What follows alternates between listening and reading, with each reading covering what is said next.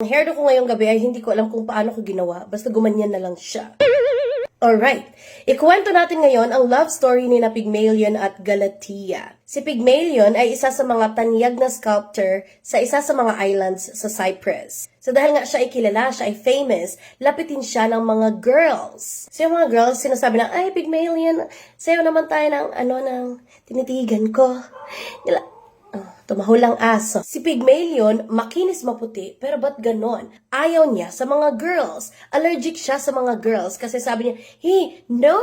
You're so cutty, you're so dirty. I hate women. Napaka-immoral nyo, napaka-imperfect nyo. Gusto ko kasi sa babae ay perfect.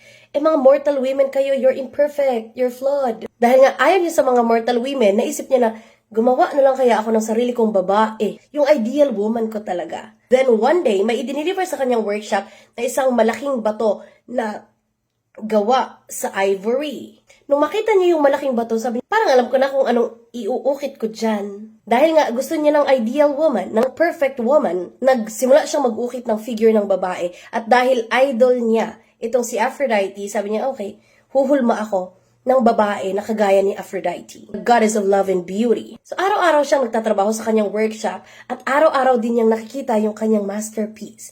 At ang sabi niya, wow, parang tunay na tunay itong babae na aking ini-sculpt. Para siyang buhay.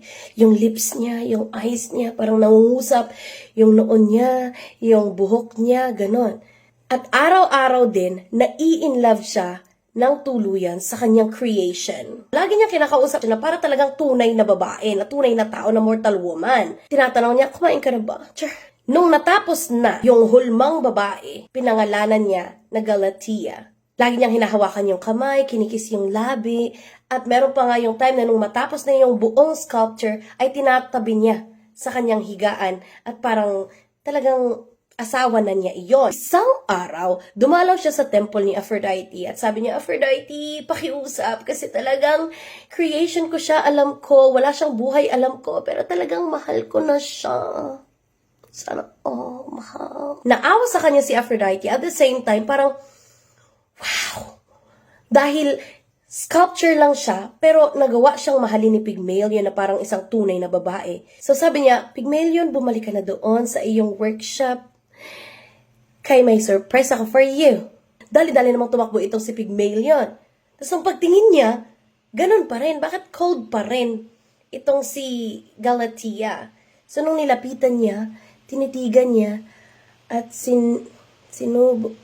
at hinalikan niya sa labi itong kanyang masterpiece na si Galatea.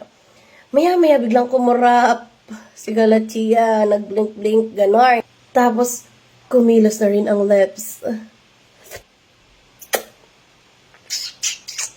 Ganun. So nagulat si Pygmalion. Sabi niya, buhay ka na.